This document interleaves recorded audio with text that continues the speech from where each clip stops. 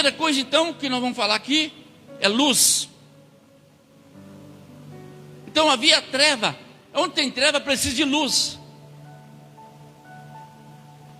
E o Senhor vai nos conduzir para onde Ele quer que cada um aqui entenda, porque essa mensagem não quer falar de lâmpada.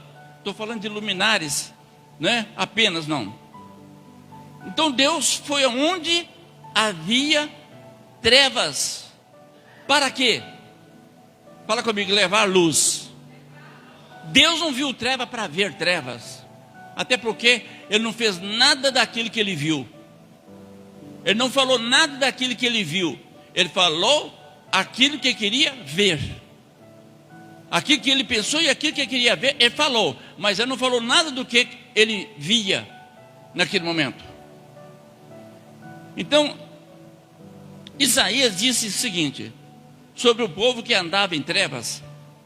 Diz assim: o povo que andava em trevas viu uma grande luz, e sobre os que habitavam na região da sombra da morte resplandeceu a luz. Capítulo 9, versículo 2. Esse é o propósito. Onde estava a treva, Ele quer mostrar luz. Interessante que os dois primeiros versículos da Bíblia, mostrando que o Senhor se importou com as trevas e luz. Quando Ele via treva, Ele viu que houve uma necessidade. Quanto a nós, o ser humano tem muita dificuldade de aceitar aquilo que é necessário. Aquilo que Deus quer que nós aceitamos, nós temos muita dificuldade de aceitar. Ali estava algo muito importante. Ali onde estava trevas, onde estavam os caos, o charco de lama, como diz, ali estava algo muito importante. Eu quero dizer a você que eu não lembro que alguém falasse disso na vida, e nem sei se eu falei. Deus está trazendo uma mensagem nova dentro disso aí. Olha bem, quanto vezes nós já falamos sobre isso.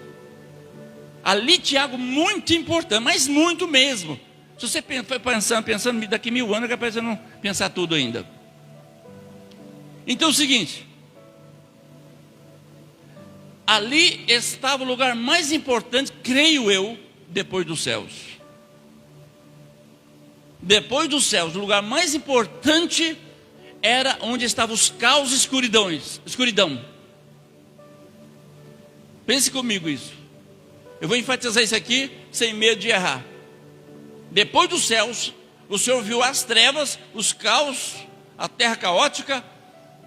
E depois dos céus, eu afirmo aqui, segundo dia eu descobri que eu errei, eu peço perdão. Mas depois do céu, o lugar mais importante era onde estavam as trevas.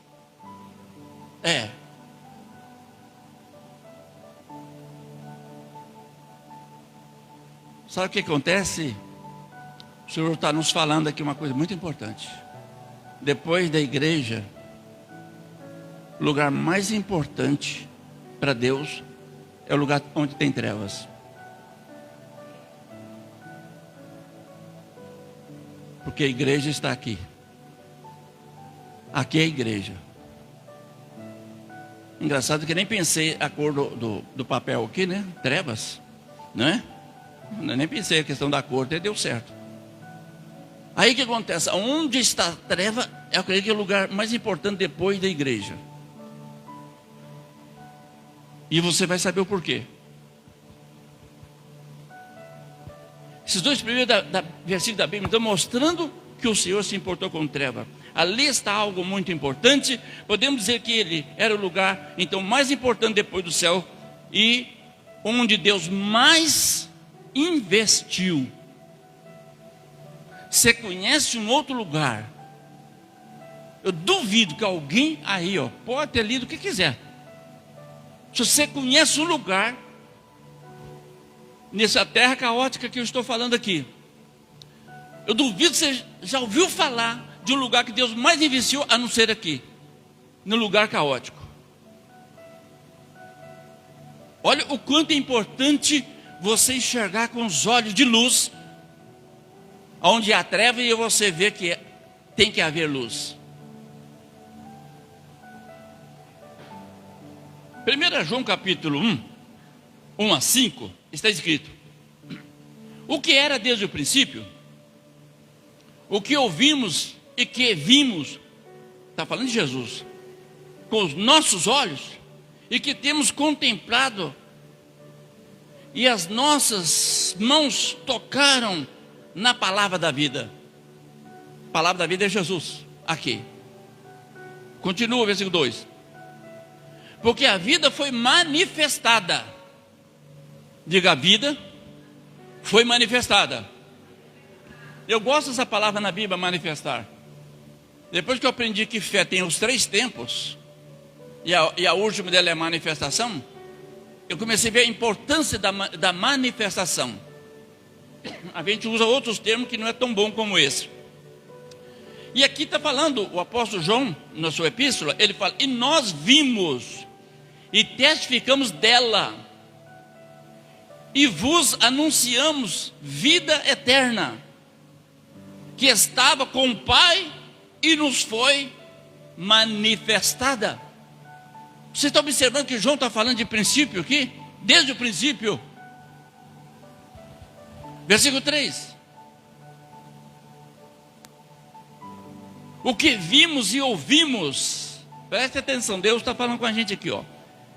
O que vimos e ouvimos, isso vos anunciamos, para que também tenhais comunhão conosco. Eu vou parar aqui no meio do versículo, fazer igual Jesus de Nazaré.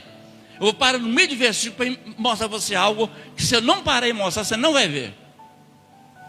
O que vimos e ouvimos, isso vos anunciamos, para que também tenhais comunhão. Preste atenção nisso aqui.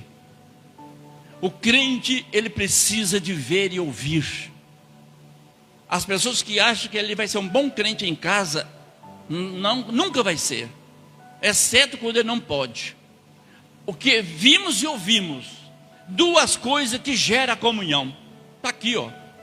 Para que tem comunhão conosco. Ninguém tem grande comunhão ausente. Ninguém é um bom crente ausente. A comunhão, ela faz, está tudo em comum, pensando a mesma coisa, fazendo a mesma coisa. Relacionamento, unidade. Não tem unidade com pessoa fora. Para unidade fala de presença. Então vou ler de novo o versículo. O que vimos e ouvimos, isso vos anunciamos, para que também tenhais comunhão conosco.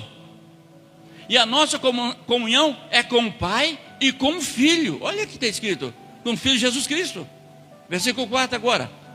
Essas coisas vos escrevemos, para que o vosso gozo se